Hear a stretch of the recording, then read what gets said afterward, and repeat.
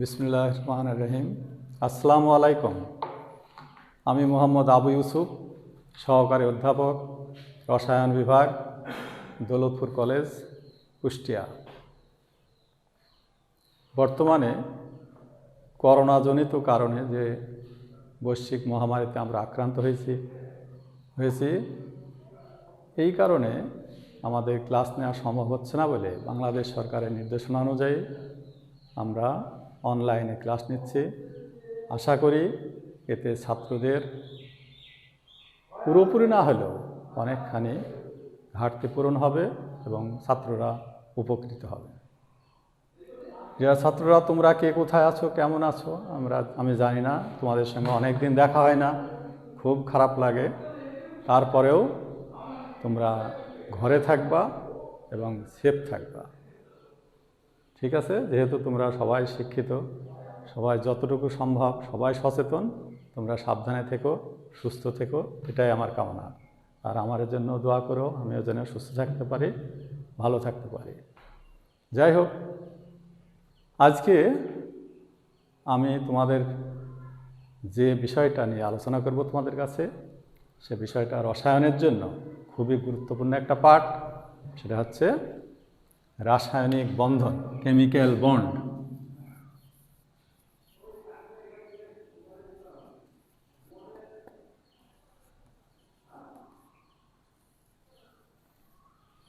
এখন আমরা প্রথমেই জানব যে রাসায়নিক বন্ধন কি। রাসায়নিক বন্ধন হচ্ছে, তোমরা 9-10-এ কিছুটা ধারণা পেয়ে আসছো যে অণুতে আমাদের, তোমরা সবাই জানো যে 118টা মৌল আবিষ্কার হয়েছে। 118টা মৌলের 118 রকম পরমাণু। এই পরমাণুগুলি একে অপরের সাথে যুক্ত হয়ে কি হয়? অণু হয়। এই অণুগুলি আবার একে অপরের সাথে যুক্ত হয়ে কি বিভিন্ন যৌগ গঠন করে।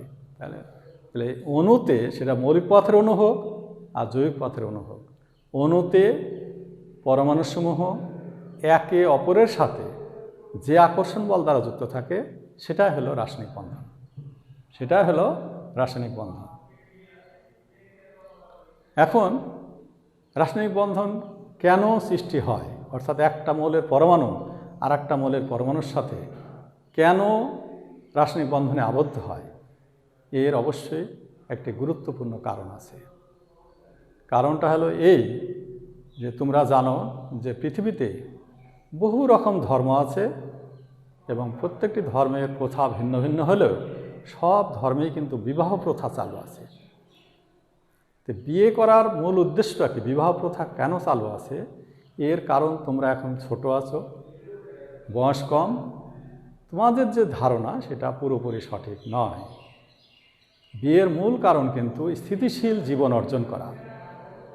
তোমরা খেয়াল করে দেখবা, তোমাদের আশেপাশে যদি কোনো পুরুষ হোক আর মহিলা থাকে, এমন থাকে যে কোনো দিন বিয়ে করে নাই বা করবে না, দেখবা তার জীবন কোনো দিনই স্থিতিশীল হবে না। এই জন্য বিয়ে করার মূল উদ্দেশ্য কিন্তু স্থিতিশীল জীবন অর্জন করা। অনুরূপভাবে আমাদের এই মৌলগুলিও চায় স্থিতিশীল জীবন অর্জন করতে। তো মৌলগুলির তো আর জীবন নেই, তারা কি চায়? স্থিতিশীল বিন্যাস অর্জন করতে। এখন স্থিতিশীল বিন্যাস কোনগুলি, কি স্থিতিশীল বিন্যাসটা, কোনটা স্থিতিশীল বিন্যাস? তোমরা জানো যে 118টা মৌলকে আমাদের 18টা গ্রুপে, পর্যায়সারণীতে 18টা গ্রুপে সাজানো আছে। এই যে 18 নম্বর গ্রুপে যে 7টি মৌল আছে, এই 7টি মৌলকে বলা হয় নিষ্ক্রিয় গ্যাস। কেন বলা হয় নিষ্ক্রিয় গ্যাস? কারণ এরা নিজেদের ভিতর এবং অন্য কোনো মৌলের সাথে সম্পর্ক স্থাপন করতে চায় না, অর্থাৎ রাসায়নিক বন্ধনে আবদ্ধ হতে চায় না বা আবদ্ধ হয় না। তাই বিজ্ঞানীরা অনুধাবন করছে যে এই 7টি মৌলের বিন্যাসই হলো স্থিতিশীল বিন্যাস। এবং মজার ঘটনা হলো, একমাত্র হিলিয়াম ছাড়া বাদবাকি 6টি মৌলেরই বাইরের শক্তি স্তরে ইলেকট্রন বিন্যাস হচ্ছে NH2NP6, অর্থাৎ বাইরের শক্তি স্তরে 8 ইলেকট্রন বিশিষ্ট বিন্যাসই হলো স্থিতিশীল বিন্যাস। এটাই হলো স্থিতিশীল বিন্যাস। যেহেতু এদের স্থিতিশীল বিন্যাস রয়েছে, তাই এরা কারো সঙ্গে বন্ধনে আবদ্ধ হতে চায় না। আর অবশিষ্ট যে 111টি মৌল আছে, তাদের কারোরই স্থিতিশীল বিন্যাস নেই, তাই তারা বিভিন্ন উপায়ে, বিভিন্ন প্রকারে তাদের নিকটতম নিষ্ক্রিয় গ্যাসের বিন্যাস অর্জন করতে চায়, অর্থাৎ 8 ইলেকট্রন বিশিষ্ট বিন্যাস অর্জন, বাইরের শক্তি স্তরে 8 ইলেকট্রন বিশিষ্ট বিন্যাস অর্জন করতে চায়। এর নামই হলো অষ্টক নিয়ম, এর নামই হলো অষ্টক নিয়ম। এখন কে কিভাবে এই বাইরের শক্তি স্তরে 8 ইলেকট্রন বিশিষ্ট বিন্যাস অর্জন করবে, দেখো আমরা দেখি। এর উপর ভিত্তি করে বিভিন্ন উপায় এটা করে, এর উপর ভিত্তি করে বিভিন্ন রকম বন্ধন আছে। যেমন 1 নম্বরই আমাদের আসতেছে আয়নিক বন্ধন, 2 নম্বরে আসছে সমযোজী বন্ধন, 3 নম্বরে আসছে সন্নিবেশ সমযোজী বন্ধন,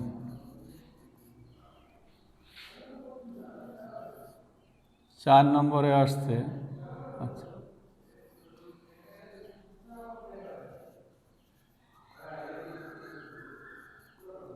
5 নম্বর আমরা দেখব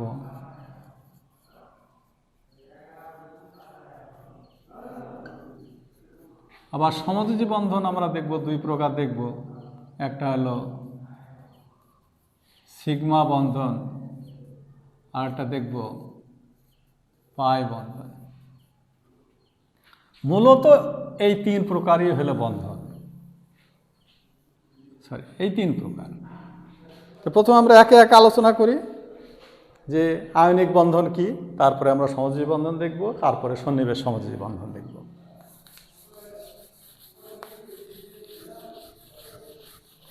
এই বন্ধনগুলি একে একে আমরা আলোচনা করব, বা আমরা একে একে আগে সন্নিবেশ সমযোজী বন্ধন দেখি। আমাদের মুসলমান ধর্মে আমরা যেখানে বংশ বলি, হিন্দুরা বলে গোত্র। আমাদের মুসলমান ধর্মে যে কোনো বংশের ছেলেদের বা মেয়েদের সঙ্গে যে কোনো বংশের ছেলে মেয়ের বিয়ে হতে পারে, কিন্তু হিন্দু ধর্মের কিন্তু সব গোত্রের ছেলেমেয়ের সঙ্গে সব গোত্রের ছেলেমেয়ের বিয়ে হয় না। তা আমাদের এখানে মনে রাখতে হবে যে আয়নিক বন্ধন হয় শুধুমাত্র ধাতব পরমাণুর সঙ্গে অধাতুর পরমাণু, অর্থাৎ ধাতু এবং অধাতুর মধ্যে যে বন্ধন হয় সেটি হলো আয়নিক বন্ধন। এখন তোমাদের আবার জানতে হবে যে ধাতু কাকে বলে, অধাতু কাকে বলে। তোমরা যদিও 9, 10-এ শিখে আসছো, আবার একটু রিমাইন্ডার দিই। যে সকল মৌল ইলেকট্রন ত্যাগ করে ক্যাটায়ন সৃষ্টি করে তাকে এবং ধনাত্মক আয়ন, ক্যাটায়ন অর্থাৎ ধনাত্মক আয়ন সৃষ্টি করে তাদেরকে বলা হয় ধাতু।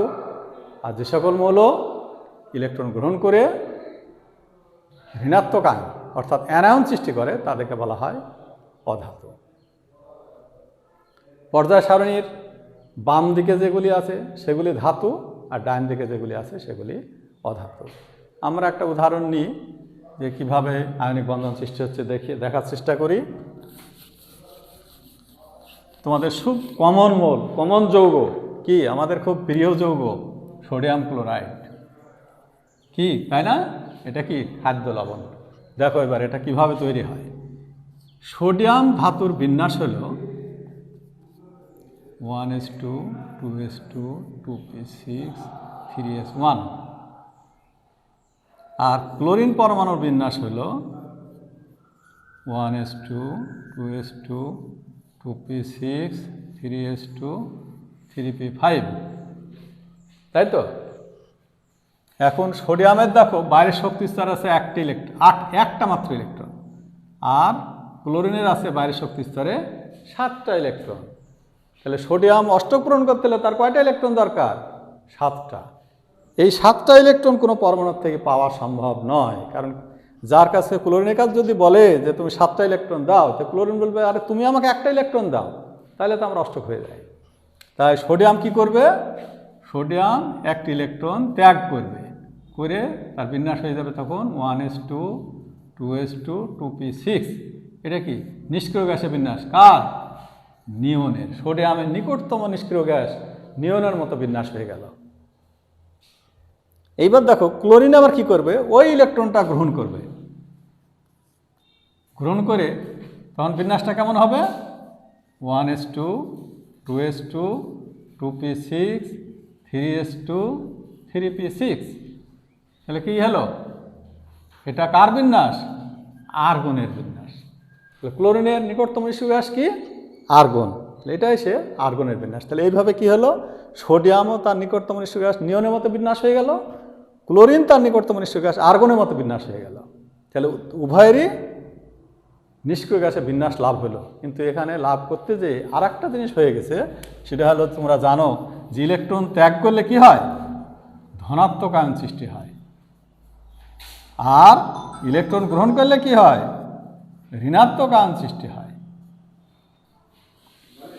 তাহলে এইভাবে চেষ্ট একটা ধনাত্মক আয়ন আর ঋণাত্মক আয়ন তো পাশাপাশি বসে থাকবে না। তোমরা জানো বিজ্ঞানী কুলম্বিক যে সূত্র, তাহলে কি ধনাত্মক এবং ঋণাত্মকের ভিতরে সবসময় আকর্ষণ থাকবেই।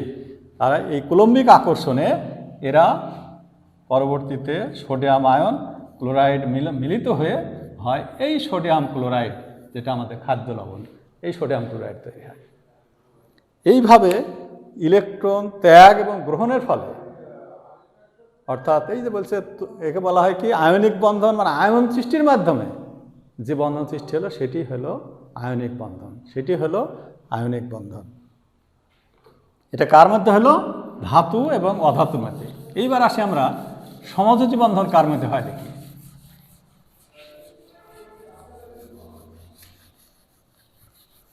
আমি যা বলছিলাম যে এখন আমরা দেখব যে সমযোজী বন্ধন কিভাবে সৃষ্টি হয়। তো প্রথমে তোমাদের জানতে হবে সমযোজী বন্ধন কার মধ্যে হয়? অধাতুর পরমাণুর সঙ্গে অধাতুর পরমাণু। অধাতুর পরমাণুগুলি থাকে পর্যায় সারণীর ডান দিকে। যেমন আমরা প্রথমে আমাদের সবচেয়ে কমন মৌল হাইড্রোজেনের কথায় আসি। দুইটি হাইড্রোজেন পরমাণু মিলিত হয়ে আমরা জানি হাইড্রোজেন অণু হয়। কিভাবে হয়? হাইড্রোজেনের বাইরের শক্তি স্তরে থাকে কয়টা ইলেকট্রন? একটা ইলেকট্রন। আর একটা হাইড্রোজেনের বাইরের শক্তি স্তরে একটা ইলেকট্রন। এরা যখন পরস্পরের সান্নিধ্যে আসে তখন এই হাইড্রোজেন পরমাণু একটা ইলেকট্রন দেয়, এই হাইড্রোজেন পরমাণু একটা ইলেকট্রন দেয়, দিয়ে ইলেকট্রন এক জোড়া ইলেকট্রনকে নিয়ে এ অষ্টক পূরণ হয়ে গেল হিলিয়ামের মতো। এরও বাইরের শক্তি স্তরে দুইটা ইলেকট্রন নিয়ে হিলিয়াম হয়ে গেল। দ্যাট মিন্স হাইড্রোজেন অণু সৃষ্টি হলো।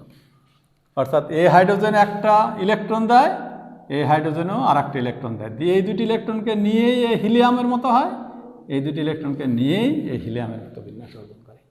এটাতে গেলে একরকম মৌলের ক্ষেত্রে।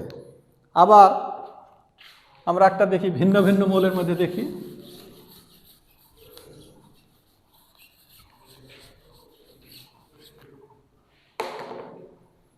যেমন দেখো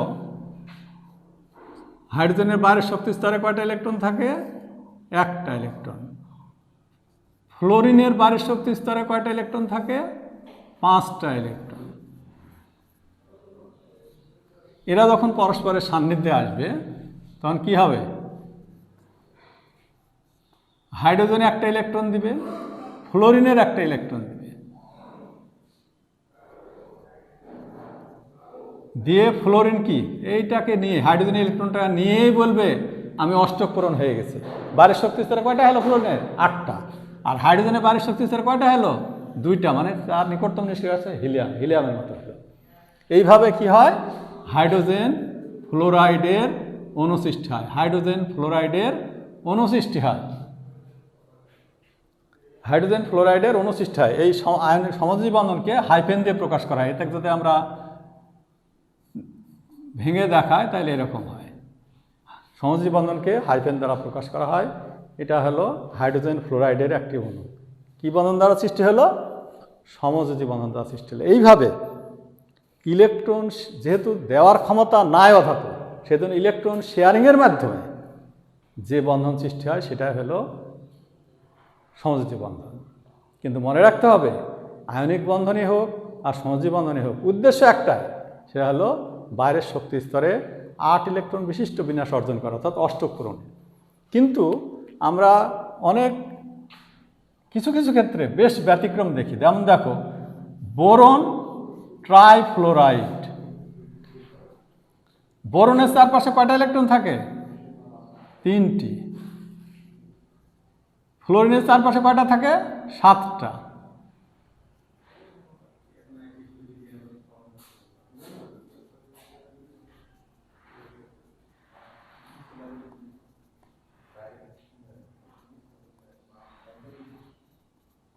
তাহলে দেখো প্রত্যেকটা ফ্লোরিনের চারপাশে কয়টা ইলেকট্রন হয়েছে? 8টা। তার মানে অষ্টক পূরণ হয়ে গেছে। কিন্তু বোরনের চারপাশে কয়টা হয়েছে? 2টা 2টা 2টা, 6টা। তাহলে 6টা ইলেকট্রন বাইরে হওয়া সত্ত্বেও বোরন ফ্লোরিনের সঙ্গে যৌগ সৃষ্টি করছে। এই যৌগকে বলা হয় অসম্পূর্ণ অক্টেট। অর্থাৎ বোরন অসম্পূর্ণ অক্টেট অবস্থায়ও যৌগ সৃষ্টি করছে। আবার আমরা আরেকটা খুব কমন উদাহরণ দেখি। ফসফরাসের চারপাশে কয়টা ইলেকট্রন থাকে তোমাদের মনে আছে? 5টা ইলেকট্রন থাকে। আর ক্লোরিনের বাইরের শক্তি স্তরে কয়টা থাকে? 7টা ইলেকট্রন থাকে।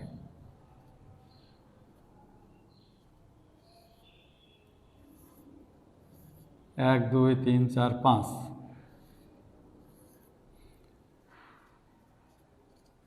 তাহলে ক্লোরিনের চারপাশে 7টা করে ইলেকট্রন আছে প্রত্যেকটা ক্লোরিনের। তাহলে দেখো এই ফসফরাসের একটি ইলেকট্রনকে নিয়ে প্রত্যেকটা ক্লোরিনের চারপাশে 8টি করে ইলেকট্রন হয়ে গেছে, অর্থাৎ অষ্টক পূরণ হয়ে গেছে। এবার ফসফরাসে কয়টা হয়েছে দেখো তো? 5 জোড়া, অর্থাৎ 10টা ইলেকট্রন হয়ে গেছে। তাহলে কি অষ্টক হলে তো 8টা ইলেকট্রন দরকার, 10টা ইলেকট্রন হয়েছে। তার মানে একে বলা হয় সম্প্রসারণশীল অক্টেট। অর্থাৎ সম্প্রসারণশীল অক্টেট অবস্থায়ও সমযোজী যৌগ গঠন হয়, অর্থাৎ সমযোজী বন্ধন হয়। এই জন্য পরবর্তীকালে বিজ্ঞানীরা বলছে যে সমযোজী যৌগ গঠনের ক্ষেত্রে অষ্টক নিয়মের চেয়ে 2-এর নিয়ম বেশি প্রযোজ্য। সমযোজী যৌগ গঠনের ক্ষেত্রে অষ্টক নিয়মের চেয়ে 2-এর নিয়ম বেশি প্রযোজ্য। এখন আমরা দেখব যে 2-এর নিয়মটা আবার কি? 2-এর নিয়ম হলো কোনো পরমাণুতে যদি কোনো অযুগ্ম ইলেকট্রন থাকে, কোনো পরমাণুতে যদি কোনো অযুগ্ম ইলেকট্রন থাকে, সে অপর পরমাণুর অযুগ্ম ইলেকট্রনের সাথে যুক্ত হয়ে যুগ্ম হয়, অর্থাৎ যুক্ত হয়ে জোড়া বাঁধে। এর নামই হলো 2-এর নিয়ম। এর নামই হলো 2-এর নিয়ম। অর্থাৎ একটি পরমাণুতে যদি কোনো অযুগ্ম ইলেকট্রন থাকে, তাহলে সে অপর পরমাণুর অযুগ্ম ইলেকট্রনের সাথে যুক্ত হয়ে জোড়া বাঁধবে। এটির নামই হলো 2-এর নিয়ম। দেখো ক্লোরিনের বিন্যাস তোমাদের নিশ্চয় মনে আছে।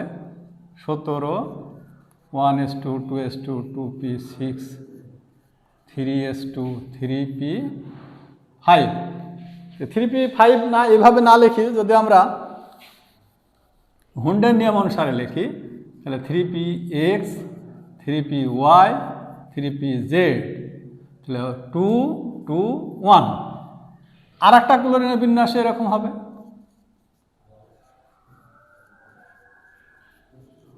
3px 2, 3py 2, 3pz 1। তাহলে দেখো এই পরমাণুতে একটা অযুগ্ম ইলেকট্রন আছে, এই পরমাণুতে একটা অযুগ্ম ইলেকট্রন আছে। তাই 2টি ক্লোরিনের 2টি অযুগ্ম ইলেকট্রন মিলে কি হবে? জোড়া হবে। জোড়া হওয়ার ফলে এই জন্য 2টি ক্লোরিন পরমাণু যুক্ত হয়ে কি হবে? ক্লোরিনের একটা অণু সৃষ্টি করবে। ক্লোরিনের একটা মানে এইভাবে কোনো পরমাণুতে যদি কোনো অযুগ্ম ইলেকট্রন থাকে, সে অপর পরমাণুর অযুগ্ম ইলেকট্রনের সাথে যুক্ত হয়ে জোড়া বাঁধবে। এর নামই হলো 2-এর নিয়ম। এইবার এই সমযোজী বন্ধন কি ইলেকট্রন শেয়ারিংয়ের মাধ্যমে সৃষ্টি হচ্ছে। ইলেকট্রন শেয়ারিংয়ের মাধ্যমে সৃষ্টি হচ্ছে। এখানে একটু বলে যায় যে সমযোজী বন্ধন 2 প্রকার। সমযোজী বন্ধন হলো 2 প্রকার। একটা হলো সিগমা বন্ধন, আর একটা হলো পাই বন্ধন। একটা সিগমা বন্ধন, একটা পাই বন্ধন। সিগমা বন্ধনটা কি আর পাই বন্ধন কি? দেখো হাইড্রোজেনের বিন্যাস কি? 1s1। আর ক্লোরিনের বিন্যাস কি 1s1, 1s2, 2s2, 2p6, 3s2, 3p5।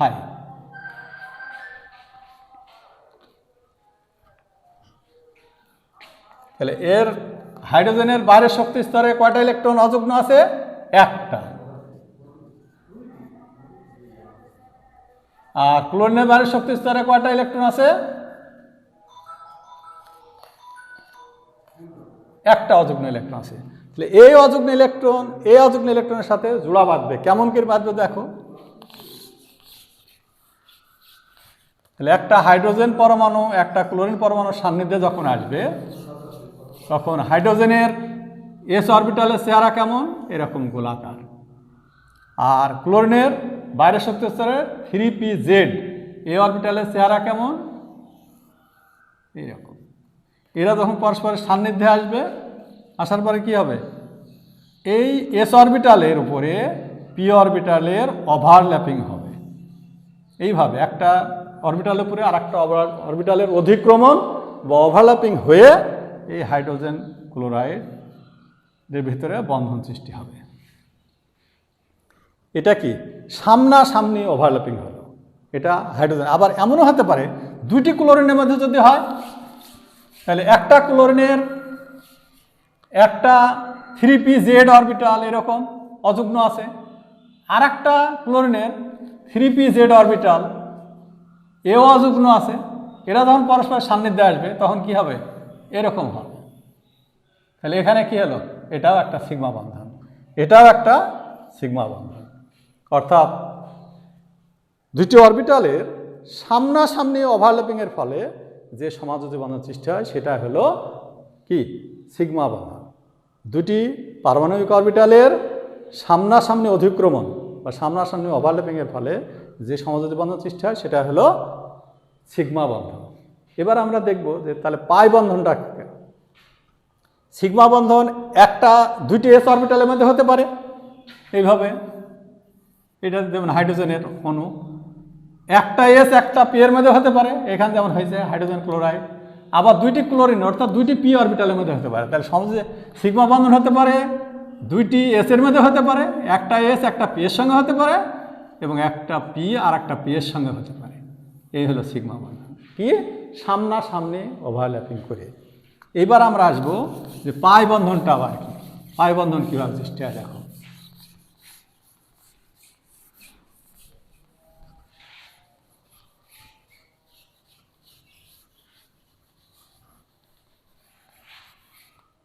অক্সিজেনের বাইরের শক্তি স্তরে কয়টা ইলেকট্রন থাকে? 1s2, 2s2, 2px, 2py, 2pz, 2, 1, 1। তাহলে আমরা দেখতে পাচ্ছি অক্সিজেনের দুইটি পারমাণবিক অরবিটাল অযুগ্ন আছে, একটা 2py, একটা 2pz, দুইটি অযুগ্ন অবস্থায় আছে। এবার দেখো তাহলে দুইটি অক্সিজেন পরমাণু আমরা জানি মিলিত হয়ে হয় একটা অক্সিজেনের অণু, যাকে আমরা গাঠনিক সংকেতের মাধ্যমে এভাবে লিখি আর আণবিক সংকেতের মাধ্যমে এভাবে লিখি। কিভাবে হয় দেখো এবার। তাহলে একটা অক্সিজেনের পি ওয়াই অরবিটাল, এটাকে বাদ দিলাম। তাহলে আমরা এই অক্সিজেনের আমরা এই অযুগ্ন দুটি শুধু দেখাবো, এই অরবিটাল দুটি দেখাবো। এই একটা অক্সিজেনের এটা কি ওয়াই অরবিটাল, এটা জেড অরবিটাল। আর একটা অক্সিজেনের আবার এটা জেড অরবিটাল, এটা ওয়াই অরবিটাল। এরা আমরা পাই বন্ধন দেখছিলাম না? পাই বন্ধন হচ্ছে দুইটি অক্সিজেনের মধ্যে বলছিলাম যে দুইটি অক্সিজেন যখন পরস্পরের সান্নিধ্যে আসে তখন আমরা জানি O2 তৈরি হয়, যার গাঠনিক সংকেত হলো এইরকম। এই যে দুইটি বন্ধন, এই দুইটি সমযোজী বন্ধন, তো জানতে হবে যে একটা এর ভিতরে সিগমা বন্ধন, একটা পাই বন্ধন। কিভাবে সৃষ্টি হয়েছে? অক্সিজেনে তোমাদের এর আগে দেখালাম যে 2p ওয়াই অক্ষ অযুগ্ন আছে, 2p জেড অক্ষ অযুগ্ন আছে। অর্থাৎ একটা অক্সিজেনের এইরকম একটা বিন্যাস, এই একটা বিন্যাস। এরা যখন পরস্পরের সান্নিধ্যে আসবে তখন কেমন চেহারা হবে দেখো। এই দুইটি পারমাণবিক অরবিটাল ক্লোজ হলো, হওয়ার ফলে ওভারল্যাপিং হলো, হওয়ার পরে কী বন্ধন, সামনাসামনি ওভারল্যাপিং হলো বলে এটা সিগমা বন্ধন হয়ে গেল। এইবার যে দুইটা 2p ওয়াই অরবিটাল অযুগ্ন আছে, এরা এই মাথাটা এর সঙ্গে ওভারল্যাপিং হবে, এই মাথা এর সঙ্গে ওভারল্যাপিং হবে। এইভাবে দুইটা পাশাপাশি ওভারল্যাপিংয়ের ফলে যে বন্ধন সৃষ্টি হবে সেটি হলো পাই বন্ধন, সেটি পাই বন্ধন। অর্থাৎ এই যে বললাম যে একটা সিগমা বন্ধন আগে সামনাসামনি ওভারল্যাপিং হয়ে হবে, পরে পাশাপাশি ওভারল্যাপিং হয়ে যে বন্ধনটা সৃষ্টি হবে সেটি হলো পাই বন্ধন। তাই আমাদের অক্সিজেনের গাঠনিক সংকেত হলো এই যে দ্বিবন্ধন, এই দ্বিবন্ধনের মধ্যে একটা সিগমা বন্ধন, একটা পাই বন্ধন। তোমাদের মনে রাখতে হবে সিগমা বন্ধনের জন্ম না হলে কখনো পাই বন্ধন হবে না। অর্থাৎ দ্বিবন্ধন যদি হয়, একক বন্ধন হলে সব সিগমা, দ্বিবন্ধন হলে একটা সিগমা একটা পাই, আর ত্রিবন্ধন যদি হয় তাহলে একটা সিগমা হবে, দুইটা পাই বন্ধন হবে। অর্থাৎ সামনাসামনি আগে ওভারল্যাপিং হবে, তারপরেরগুলি পাশাপাশি ওভারল্যাপিং হবে। সেজন্য সবসময় সিগমা বন্ধনের চেয়ে পাই বন্ধন দুর্বল হয়ে থাকে। তো ঠিক আছে, আজকে আমরা এ পর্যন্ত শেষ করছি। সামনের দিন আমরা হাইড্রোজেন বন্ধন, ধাতব বন্ধন, সন্নিবেশ সমযোজী বন্ধন নিয়ে আলোচনা করব। তোমরা সবাই ভালো থাকো, ধন্যবাদ।